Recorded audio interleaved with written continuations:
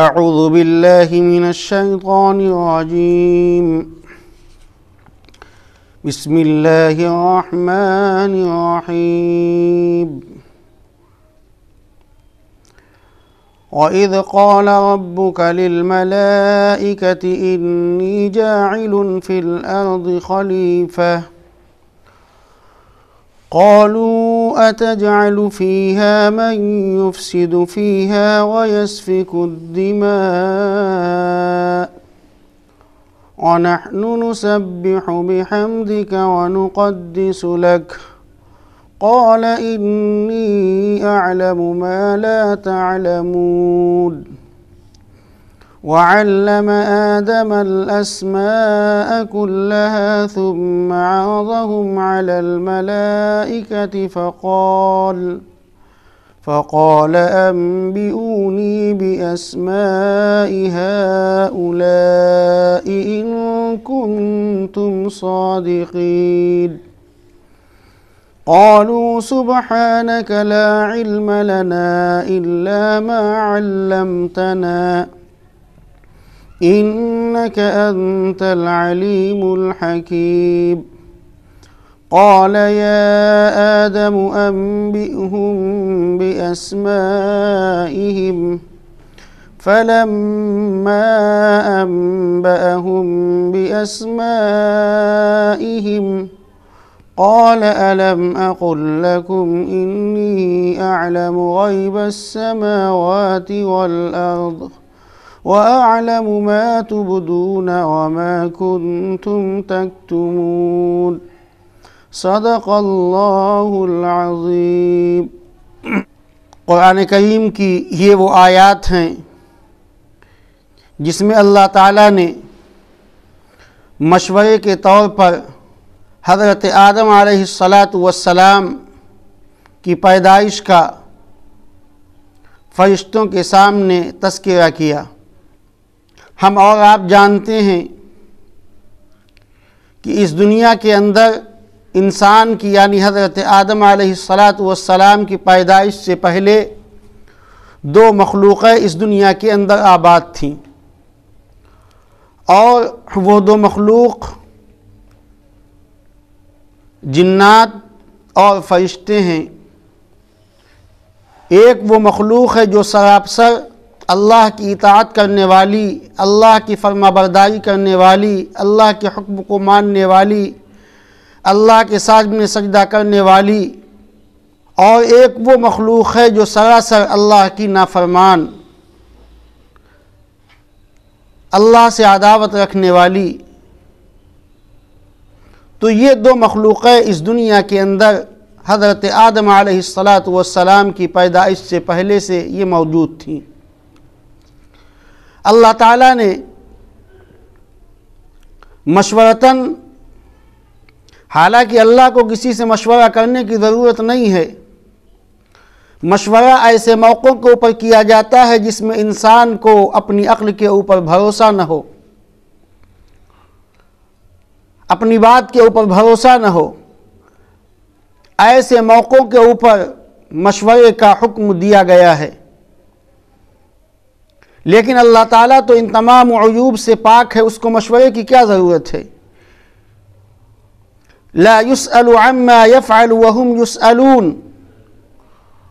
جو کچھ وہ کرتا ہے اس سے کوئی سوال و جواب کرنے والا بھی نہیں ہے، اس سے پوچھ گچھ نہیں کی جائے گی۔ انسانوں سے، جناتوں سے پوچھ گچھ کی جا سکتی ہے، لیکن اللہ تعالیٰ جو کام کرے کسی کو یہ حق نہیں بنتا ہے کہ اللہ تعالیٰ سے اس سلسلے میں پوچھے کہ آپ نے یہ مشورہ کیوں کیا۔ تو اللہ تعالیٰ نے یہ بات فرشتوں کے سامنے اس لیے رکھی تاکہ محمد صلی اللہ علیہ وسلم کی امت کو مشورے کی اہمیت معلوم ہو جائے۔ ٹھیک اسی طریقے سے اللہ کے نبی صلی اللہ علیہ وسلم کے پاس جبرائیل امین قرآن کی آیت کو لے کر کے آتے تھے اور آپ کو کسی بھی معاملے کی حقانیت اور اس کی سچائی اللہ تعالیٰ آسمان سے بتلا دیتا تھا، لیکن ان سب کے باوجود اللہ تعالیٰ نے جناب محمد رسول اللہ صلی اللہ علیہ وسلم کو مشورے کی، اپنے ساتھیوں سے مشورے کی تعلیم دی ہے، اور فرمایا کہ وَشَاوِرْهُمْ فِي الْأَمْرِ، جبکہ نبی کو مشورے کی ضرورت نہیں تھی، نبی کو ڈسکس کرنے کی کوئی ضرورت نہیں تھی، آپ کی رہبری تو آسمان سے ڈائریکٹ ہوتی تھی۔ اللہ تعالیٰ آپ کو بتلا دیتے تھے کہ اس معاملے میں خیر ہے یا برائی ہے، لیکن ان سب کے باوجود اللہ کے نبی صلی اللہ علیہ وسلم کو تعلیم دی جا رہی ہے تاکہ امت کو مشورے کی اہمیت معلوم ہو جائے کہ وَشَاوِرْهُمْ فِي الْأَمْرِ، کہ اے نبی اپنے صحابہ سے مشورہ کر لیا کیجئے، فَإِذَا عَزَمْتَ فَتَوَكَّلْ عَلَى اللَّهِ، اور جب کسی بات کا آپ ارادہ کر لیں تب اللہ پر بھروسہ کیجئے۔ تو اللہ تعالیٰ نے اپنی بات کا تذکرہ کیا فرشتوں کے سامنے کہ اے فرشتوں، میں ایک ایسی مخلوق کو پیدا کرنے والا ہوں کہ جو میری جانشینی، جو میرا زمین میں نائب بنے۔ اے محمد صلی اللہ علیہ وسلم اس وقت کو یاد کیجئے جب آپ کے پروردگار نے فرشتوں سے کہا کہ انی جاعل فی الارض خلیفہ، کہ میں زمین میں ایک اپنا نائب بنانے والا ہوں، ایک نائب پیدا کرنا چاہتا ہوں۔ خلیفہ، اللہ تعالیٰ نے جو لفظ استعمال فرمایا ہے وہ لفظ بڑا قابل غور ہے۔ خلیفہ، خلیفہ کہتے ہیں ایسی شخصیت کو، ایسی ذات کو جو اللہ کے حکم کو نافذ کرنے کے لیے، اللہ کے قانون کو دنیا کے اندر لاگو کرنے کے لیے، اللہ کے احکامات کو ملک کے اندر نافذ کرنے کے لیے اپنی جان کی بازی لگا دے، اپنے مال کو قربان کر دے، اپنے اہل و عیال کو قربان کر دے، اور اپنی جان کو اور اپنے مال کو داؤں پر لگا دے، اس کو کہا جاتا ہے خلیفہ۔ ایسے شخص کی ضرورت تھی، ایسے انسان کی ضرورت تھی، ایسے شخصیت کی ضرورت تھی، اور بادشاہ اس کو کہتے ہیں کہ جو اپنے فائدے کے لیے، اپنے مفاد کے لیے، اپنی شہرت کے لیے، اپنی عزت کے لیے دین اسلام کو داؤں کے اوپر لگا دے، دین اسلام کا جنازہ نکال دے، دین اسلام کو کنارے کر دے صرف اپنے مفاد کے لیے۔ تو خلیفہ میں اور بادشاہ میں یہ فرق ہے کہ خلیفہ دین کو نافذ کرنے کے لیے اپنے آپ کو داؤں پر لگا دیتا ہے، قربانی دے دیتا ہے، اور بادشاہ اپنے مفاد کے لیے دین کو قربان کر دیتا ہے۔ سیدنا صدیق اکبر رضی اللہ عنہ کے زمانے میں ہم اور آپ جانتے ہیں کہ جب اللہ کے رسول صلی اللہ علیہ وسلم دنیا سے رخصت ہو چکے تھے، آپ دنیا سے پردہ فرما چکے تھے، عرب کے تمام قبائل مرتد ہونا شروع ہو گئے تھے، ارتداد کا ایک جال پھیلا ہوا تھا، اور اللہ کے نبی صلی اللہ علیہ وسلم اپنی زندگی کے اندر یہ حکم دے کر کے گئے تھے کہ اے لوگوں، حضرت اسامہ کے لشکر کو روانہ کرو۔ اتفاق یہ ہوا کہ یہ حکم آپ نے دیا اور اس کے بعد میں آپ کا وصال ہو گیا اور اس حکم کے اوپر عمل نہ ہو پایا۔ حضرت ابوبکر صدیق رضی اللہ عنہ کا زمانہ آیا، آپ نے تمام صحابہ کرام رضوان اللہ علیہم اجمعین کو جمع فرمایا، اور آپ نے یہ بات ارشاد فرمائی کہ اے لوگوں، اللہ کے نبی صلی اللہ علیہ وسلم نے فرمایا تھا کہ اسامہ کے لشکر کو روانہ کرو، یہ حکم پورا نہیں ہو سکا، لہذا اب حضرت اسامہ کے لشکر کو روانہ کیا جائے۔ تو میرے بھائی، اس وقت تمام صحابہ کرام رضوان اللہ علیہم اجمعین کی رائے ایک تھی، اور حضرت ابوبکر صدیق رضی اللہ عنہ کی رائے ایک تھی۔ تمام صحابہ ایک طرف اور سیدنا صدیق اکبر رضی اللہ عنہ ایک طرف۔ حضرت عمر رضی اللہ عنہ ارشاد فرماتے ہیں کہ اے ابوبکر، اگر اس وقت آپ نے حضرت اسامہ کے لشکر کو مدینہ منورہ سے باہر بھیجا تو یاد رکھیے کہ دشمن طاق میں لگا ہوا ہے، کہیں ایسا نہ ہو کہ مدینہ کے اوپر حملہ کر دے۔ لہذا یہ موقع بہت نازک ہے، یہ موقع بہت ہی خطرناک ہے۔ مسلمانوں کو چاہیے کہ اپنی گھروں کے اندر رہیں، باہر جانے کی کوئی ضرورت نہیں ہے۔ تمام صحابہ کرام اس رائے کے اوپر متفق تھے، اور آپ اے ابو بکر آپ دیکھ رہے ہیں کہ تمام کے تمام لوگ اسلام سے مرتد ہو رہے ہیں، لہذا اس وقت نرمی کا معاملہ ہے، خدا کے واسطے نرمی کیجیے۔ تو سیدنا صدیق اکبر رضی اللہ عنہ نے جو اس وقت جواب دیا ہے وہ آب زر سے لکھنے کے قابل ہے۔ ان کا جواب یہی تھا، اے عمر تم کہتے ہو کہ مدینہ کی عورتوں کا کیا ہوگا، بچوں کا کیا ہوگا، بوڑھوں کا کیا ہوگا، ضعیفوں کا کیا ہوگا، میری ہڈیاں گل جائیں، مجھے میرے جسم کا تکہ اور بوٹی کر دیا جائے، مجھے قیمہ بنا دیا جائے، لیکن رسول اللہ صلی اللہ علیہ وسلم جو حکم دے کر کے گئے ہیں وہ حکم میں پورا کر کے رہوں گا۔ تم کہتے ہو مدینہ کی عورتوں کا کیا ہوگا، مدینہ کے بچوں کا کیا ہوگا، مدینہ کے ضعیفوں کا کیا ہوگا، کمزوروں کا کیا ہوگا، میں کہتا ہوں کہ اللہ کے نبی کے حکم کا کیا ہوگا۔ رسول اللہ صلی اللہ علیہ وسلم جو حکم دے کر کے گئے تھے اس حکم کا کیا ہوگا۔ تو یہ ہے خلیفہ کہ اپنی جان کو داؤں کے اوپر لگا دیا، لیکن حضرت اسامہ کے لشکر کو روانہ کر کے سیدنا صدیق اکبر رضی اللہ عنہ نے دم لیا۔ اور بادشاہت کہتے ہیں ایسی چیز کو اپنے فائدے کے لیے دین کو قربان کر دینا، اس کو کہتے ہیں بادشاہت۔ جیسے آج کے مسلم ممالک کے اندر کس طریقے سے اسلام کی بے حرمتی کی جا رہی ہے، اسلام کے شعائر کو کنارے لگا دیا گیا، اور وہاں پر رقص کی محفلیں، ناچنے والیاں، گانے بجانے والے، اسلام کا مذاق اڑایا جا رہا ہے، اور دین اسلام کو کنارے کر دیا گیا کہ جہاں سے اسلام نکلا تھا، جہاں سے اسلام ابھرا تھا، جہاں سے اسلام آیا تھا، وہاں پر یہ تمام کام ہو رہے ہیں۔ یہ ہے بادشاہت۔ تو خلیفہ میں اور بادشاہ میں یہ فرق ہے۔ تو اللہ تعالیٰ نے ارشاد فرمایا کہ اے محمد صلی اللہ علیہ وسلم اس وقت کو یاد کیجئے جب آپ کے پروردگار نے فرشتوں سے کہا تھا کہ انی جاعل فی الارض خلیفہ،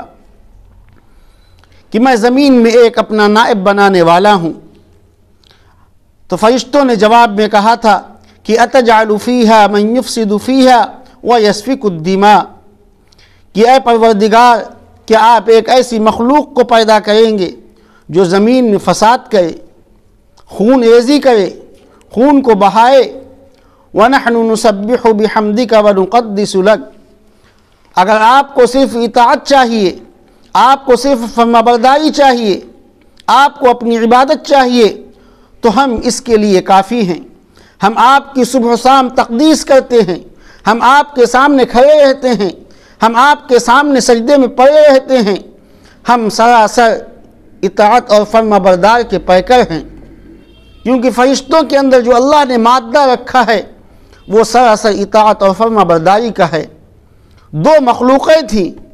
ایک کے اندر شر تھا، ایک کے اندر خیر تھا، تو اللہ تعالیٰ نے چاہا کہ ایک ایسی مخلوق کو پیدا کیا جائے کہ جس کے اندر شر بھی ہو اور خیر بھی ہو، جس کے اندر برائی بھی ہو اور بھلائی بھی ہو۔ فَأَلْهَمَهَا فُجُورَهَا وَتَقْوَاهَا، کہ اگر وہ ایک طرف اس سے گناہ ہو جائے تو وہ اللہ سے معافی مانگے، اس سے گناہ ہو جائے تو وہ اللہ کے سامنے رجوع کرے، اس سے گناہ ہو جائے تو اللہ کے سامنے روئے، اس سے گناہ ہو جائے تو اللہ کے سامنے گر گرائے۔ اللہ کے نبی صلی اللہ علیہ وسلم نے اسی کو ارشاد فرمایا کہ کل بنی آدم خطاؤن وخیر الخطائین التوابون، کہ اے بنی آدم، اے آدم کے بیٹو، تم سب کے سب گنہگار ہو، تم سب کے سب خطاوار ہو، تم سب کے سب مجرم ہو، اور سب سے بہترین خطا کار وہ ہے جس سے خطا ہو جائے اور وہ پھر اللہ کے سامنے توبہ کر لے، اللہ کے سامنے رو لے، اللہ کے سامنے اپنے گناہ کا اقرار کر لے۔ سب سے بہتر وہ خطا کرنے والا ہے۔ تو حضرت آدم علیہ السلام کا اللہ تعالیٰ نے تذکرہ کیا، اور فرشتوں سے اللہ تعالیٰ نے یہ بات ارشاد فرمائی کہ میں ایک ایسی مخلوق کو پیدا کرنے والا ہوں جس کے بارے میں مجھے علم ہے تمہیں علم نہیں ہے۔ اللہ تعالیٰ علام الغیوب ہے، اللہ تعالیٰ خوب جانتا ہے۔ اور سورہ قدر کے اندر اللہ تعالیٰ نے اس کی تفصیل بیان فرمائی ہے، اور وہ تفصیل یہی ہے کہ یہ جملہ جو فرشتوں نے کہا تھا، اس جملے کی اور اپنی اس بات کی اللہ کے سامنے وہ معافی مانگتے ہیں۔ جب اسی بندے کو جس کے بارے میں فرشتوں نے کہا تھا کہ یہ خون ریزی کرے گا، زمین میں فساد کرے گا، جب شب قدر کی راتوں میں، رمضان المبارک کے مہینے میں اور رات کی تنہائیوں میں جب فرشتے اس بندے کو روتے ہوئے دیکھتے ہیں، آہوزاری کرتے ہوئے دیکھتے ہیں، شب قدر میں اللہ کے سامنے روتا ہوا دیکھتے ہیں، رمضان المبارک میں کے مہینے میں قرآن کی تلاوت کرتا ہوا دیکھتے ہیں، اور اس حال میں کہ روزے کی حالت میں ہیں، پیٹ کمر سے لگا ہوا ہے، ہونٹ خشک ہیں، اور اس حالت میں وہ اپنے مالک کو اور اپنے خالق کو یاد کر رہا ہوتا ہے، رات میں تراویح میں مشغول ہے، دن میں تلاوت میں لگا ہوا ہے، رات کی تنہائیوں میں اللہ سے مانگ رہا ہے، تہجد کے وقت اٹھ رہا ہے، اپنے گرم گرم آنسوؤں کو اپنے مالک کے سامنے گرا رہا ہے، اور اپنے گناہوں کا اقرار کر رہا ہے کہ اے مالک، اگر آج کی رات میں تو نے ہمیں معاف نہ کیا تو ہم کہیں کے نہیں رہیں گے۔ اس طریقے سے جب بندہ مانگتا ہے اللہ سے، تو وہی فرشتے جنہوں نے اس انسان کے بارے میں کہا تھا کہ یہ خون ریزی کرے گا، فساد کرے گا،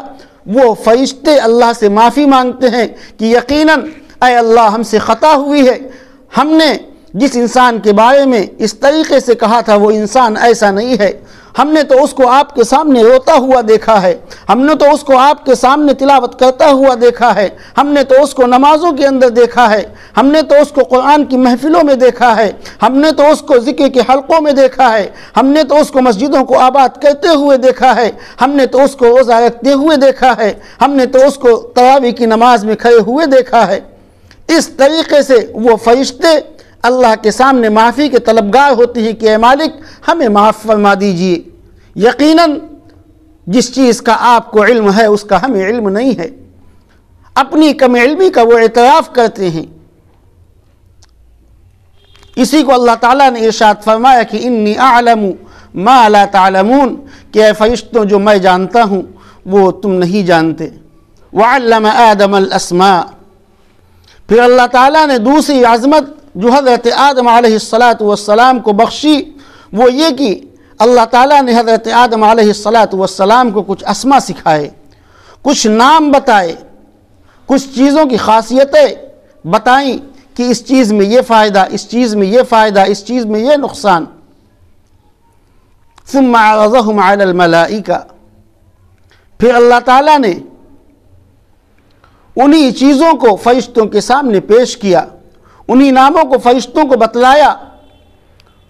ادھر حضرت آدم کو بتلایا، ادھر فرشتوں کو بتلایا۔ فقال انبئونی باسماء هؤلاء ان کنتم صادقین، مجھے وہ نام بتاؤ جو میں نے تم کو بتائے تھے اگر تم سچے ہو۔ قالوا سبحانک لا علم لنا الا ما علمتنا، فرشتوں نے کہا کہ اے پروردگار آپ کی ذات پاک ہے، تمام تعریفیں آپ ہی کے لیے ہیں، لا علم لنا الا ما علمتنا، ہمارے پاس اس کا کوئی علم نہیں ہے سوائے اس کے جو آپ نے ہم کو سکھلا دیا اور بتلا دیا۔ انک انت العلیم الحکیم، یقیناً آپ ہی زیادہ جاننے والے ہیں اور حکمت والے ہیں۔ قال یا آدم انبئهم باسمائهم، پھر اللہ تعالیٰ نے حضرت آدم علیہ السلام کو متوجہ کیا اور فرمایا کہ اے آدم انبئهم باسمائهم، ان ناموں کو بتلاؤ، ان کی خاصیتوں کو بتلاؤ،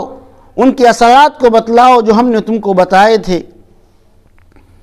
فلما انبأهم باسمائهم، جب حضرت آدم علیہ السلام نے ان اسماء کو، ان ناموں کو بتلایا، پھر اللہ تعالیٰ نے ارشاد فرمایا کہ الم اقل لکم انی اعلم غیب السماوات والارض، کہ اے فرشتوں کیا میں نے تم سے نہیں کہا تھا کہ میں زیادہ جاننے والا ہوں آسمان اور زمین کی پوشیدہ چیزوں کو،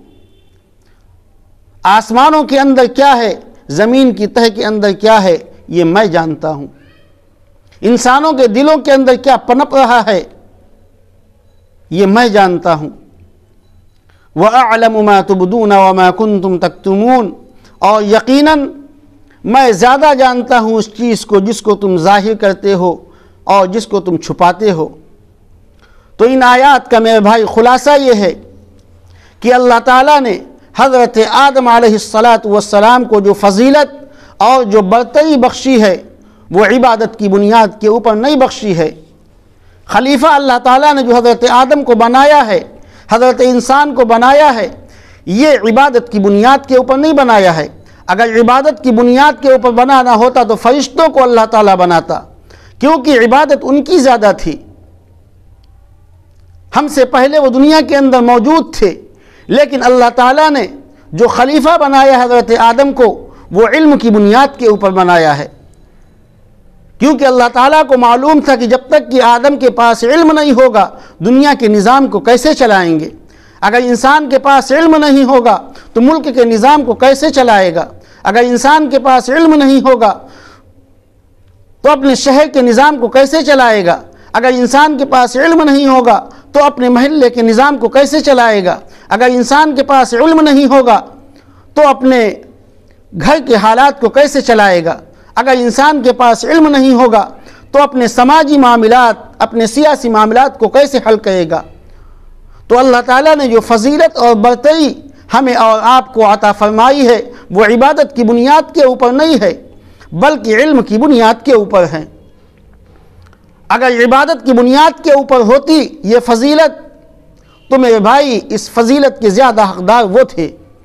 یعنی فرشتے۔ تو اللہ تعالیٰ نے ہمیں اور آپ کو جو خلیفہ بنایا ہے وہ علم کی بنیاد کے اوپر بنایا ہے۔ آج وہ قوم تعلیم میں کتنا پیچھے ہے، دور دور تک اس کا نام و نشان نہیں ملتا۔ اللہ تعالیٰ کوالٹی دیکھتے ہیں کہ بندے کے اندر کیا کوالٹی ہے، اس کے سجدوں کو، اس کی نمازوں کو نہیں دیکھا جاتا، بلکہ 2 رکعت بندے نے اگر قاعدے کے ساتھ میں، اچھی طریقے سے، اخلاص کے ساتھ میں، اللہ کی خشیت کے ساتھ میں اگر 2 رکعت نماز اس نے ادا کر لی ہے تو میرے بھائی یہی نماز اس کی مغفرت کے لیے کافی ہے۔ زندگی بھر کی عبادت کا صلہ ہو جائے، زندگی بھر کی عبادت کا صلہ ہو جائے ایک سجدہ جو کبھی دل سے ادا ہو جائے۔ جب انسان دل سے کوئی سجدہ کرتا ہے تو یقیناً وہ سجدہ قابل قبول ہوتا ہے، ورنہ بے دلی کے ساتھ میں، بے توجہی کے ساتھ میں ہزاروں سجدے ہم کر لیں، اللہ کے یہاں یہ سجدے قابل قبول نہیں ہیں۔ تو علم بڑی اہمیت کا حامل ہے۔ جب انسان کے پاس علم ہوتا ہے تو اس کے سوچنے کا طریقہ بدل جاتا ہے۔ جب انسان کے پاس علم ہوتا ہے تو اس کے کھانے اور پینے کا طریقہ بدل جاتا ہے۔ جب انسان کے پاس علم ہوتا ہے تو وہ دوسروں سے ممتاز ہوتا ہے۔ جب انسان کے پاس علم ہوتا ہے تو وہ دوسروں کو راستہ دکھا سکتا ہے۔ میرے بھائی علم کی یہ دولت بڑی عظیم دولت ہے۔ اسی علم کی وجہ سے اللہ تعالیٰ نے حضرت آدم کو فرشتوں سے آگے بڑھا دیا اور فرمایا کہ فرشتوں تم اس قابل نہیں ہو کہ تم دنیا کے نظام کو چلا سکو، تم اس قابل نہیں ہو کہ تم دنیا کے نظام کو سنبھال سکو۔ دنیا کے نظام کے لیے ضروری ہے علم،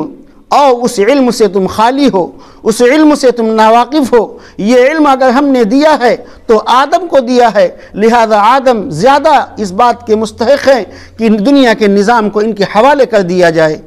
دنیا کے نظام کو حضرت انسان کے حوالے کر دیا جائے۔ تو میرے بھائی جو دنیا کا نظام ہمیں اور آپ کو دیا گیا یہ علم کی بنیاد کے اوپر دیا گیا۔ اگر ہم علم میں آگے رہیں گے تو میرے بھائی ہم ترقی کرتے چلے جائیں گے، اور اگر ہم نے علم کا دامن چھوڑ دیا، علم کی رسی کو ہم نے چھوڑ دیا تو میرے بھائی ہم کہیں کے نہیں رہیں گے۔ علم امام ہے اور عمل اس کا تابع ہے۔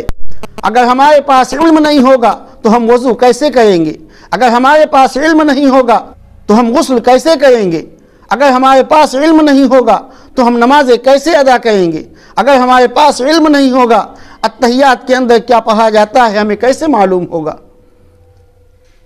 اگر ہمارے پاس علم نہیں ہوگا قیام کی حالت میں کیا پڑھا جاتا ہے کیسے معلوم ہوگا؟ تو علم یہ امام ہے اور عمل اس کا تابع ہے۔ حضرت علی کرم اللہ وجہہ ارشاد فرماتے ہیں کہ دولت قارون اور فرعون کو ملتی ہے مگر علم اللہ والوں کو ملتا ہے۔ دولت کی حفاظت انسان کو خود کرنی پڑتی ہے، لیکن علم انسان کی حفاظت خود کرتا ہے۔ دولت والے کے دشمن بہت ہوتے ہیں لیکن علم والوں کے دوست بہت ہوتے ہیں۔ لہذا ہمیں چاہیے کہ علم کو مضبوطی کے ساتھ تھام لیں، علم میں آگے بڑھیں۔ اللہ کے نبی صلی اللہ علیہ وسلم نے ارشاد فرمایا کہ العلم فی الصغر کالنقش فی الحجر، بچپن کا علم ایسا ہے جیسے پتھر کے اوپر لکیر کھینچ دی جائے، پتھر کے اوپر لکیر کھینچ دینے سے وہ لکیر مٹ نہیں سکتی ہے۔ اسی طریقے سے بچے کو جو علم بچپن میں دے دیا جائے گا تو میرے بھائی یہ علم مرتے دم تک اس کے سینے سے نہیں نکلے گا۔ تبلیغ میں جو 6 باتیں ہمیں اور آپ کو بتائی جاتی ہیں اس کے اندر بھی نمبر 3 کے اوپر جو چیز ہے وہ علم اور ذکر ہے، علم اور ذکر ہے، اور اس میں بھی ہمارے بزرگوں نے علم کو پہلے رکھا ہے اور ذکر کو بعد میں رکھا ہے۔ کیا وجہ ہے؟ تو پتہ یہ چلا کہ علم امام ہے اور عمل اس کا تابع ہے، جیسا علم ہوگا ویسا عمل ہوگا۔ ہم اپنے بزرگوں کو دیکھیں کہ کس طریقے سے وہ علم کو حاصل کیا کرتے تھے، اس کے لیے کس قدر محنتیں کیا کرتے تھے، کس قدر کوششیں کیا کرتے تھے۔ ایک ایک صحابی کے اگر آپ تذکیروں کو پڑھیں تو میرے بھائی رونگٹے کھڑے ہو جاتے ہیں، کلیجہ منہ کو آ جاتا ہے کہ مہینوں کا سفر کر کر کے ایک ایک حدیث کو صحابہ کرام نے حاصل کیا ہے۔ یہ کیا چیز تھی؟ شوق تھا، فکر تھی، لگن تھی، کوہن تھی کہ جناب محمد رسول اللہ صلی اللہ علیہ وسلم کی ایک حدیث ہم کو سننے کا موقع مل جائے۔ علامہ ابن تیمیہ رحمۃ اللہ علیہ اپنے وقت کے بہت بڑے عالم دین، بادشاہ وقت نے کسی چیز کے سلسلے میں ان سے فتویٰ مانگا تو انہوں نے اس کے موافق فتویٰ نہیں دیا۔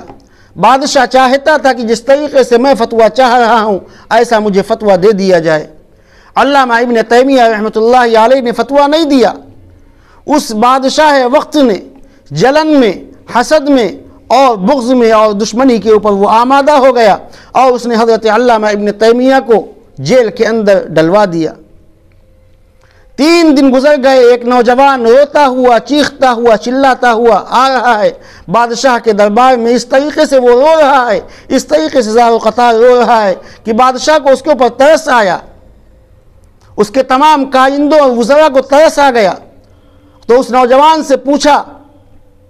کہ آخر کیا بات ہے، تو اس قدر زار و قطار کیوں رو رہا ہے؟ اپنی مراد کو بادشاہ کے سامنے رکھ، اپنی بات کو تو رکھو، آج جو کچھ تم مانگو گے تمہیں وہ دیا جائے گا۔ اس نوجوان نے کہا کہ میری کوئی مراد نہیں ہے، بلکہ میری مراد صرف اتنی ہے کہ مجھے قید خانے کے اندر ڈال دیا جائے، مجھے قید کر دیا جائے، مجھے جیل کے اندر ڈال دیا جائے۔ بادشاہ وقت نے کہا کہ بھائی جیل میں جانے کے لیے تو اس قدر کوئی انسان نہیں ہوتا ہے، تم جیل میں جانے کے لیے رو رہے ہو، کیا بات ہے؟ تو اس نے جو جواب دیا ہے کہ آپ نے میرے استاد، آپ نے میرے پیر و مرشد، آپ نے میرے امام حضرت علامہ ابن تیمیہ کو جیل کے اندر قید کر دیا ہے اور 3 دن ہو چکے ہیں، میرا سبق چھوٹ رہا ہے، میرے سبق کا ناغہ ہو رہا ہے، آپ مجھے بھی جیل کے اندر ڈال دیں اور وہاں پر جیل کی قید و بند کی صعوبتوں کو، وہاں کی تکلیفوں کو، وہاں کی پریشانیوں کو میں برداشت کروں گا، لیکن میرا سبق نہیں چھوٹنے پائے گا۔ وہاں کی صعوبتوں کو میں برداشت کر لوں گا، لیکن کم سے کم میں اپنے استاد سے اپنا سبق پڑھ لیا کروں گا۔ یہ تھی ہمارے بزرگوں کی جافشانیاں، یہ تھی ہمارے بزرگوں کی کارستانیاں کہ کس طریقے سے انہوں نے علم کو حاصل کیا اور ہم تک اور آپ تک پہنچایا۔ تو میرے بھائی علم کے دامن کو مضبوطی کے ساتھ تھام لینا ہے۔ قرآن کریم نے ارشاد فرمایا کہ هل يستوي الذين يعلمون والذين لا يعلمون، کہ وہ لوگ جن کے سینے میں علم کی مایا ہے، جن کے سینے میں علم کی دولت ہے، جن کے سینے میں علم کا سمندر ہے، اور جو اس نعمت سے، اس دولت سے خالی ہیں، دونوں ایک لائن میں کھڑے نہیں کیے جا سکتے ہیں، دونوں برابر نہیں ہو سکتے ہیں۔ جس طریقے سے اندھے اور بینا برابر نہیں ہو سکتے، جس طریقے سے روشنی اور اجالا برابر نہیں ہو سکتے، جس طریقے سے سایہ اور دھوپ برابر نہیں ہو سکتے، اسی طریقے سے وہ لوگ جو علم والے ہیں اور جو اس علم سے ناواقف ہیں دونوں ایک لائن میں کھڑے نہیں کیے جا سکتے ہیں۔ تو اللہ تعالیٰ نے حضرت آدم کو جو فضیلت اور برتری عطا فرمائی ہے وہ علم کی بنیاد کے اوپر عطا فرمائی ہے، اور فرمایا کہ اگر تم کو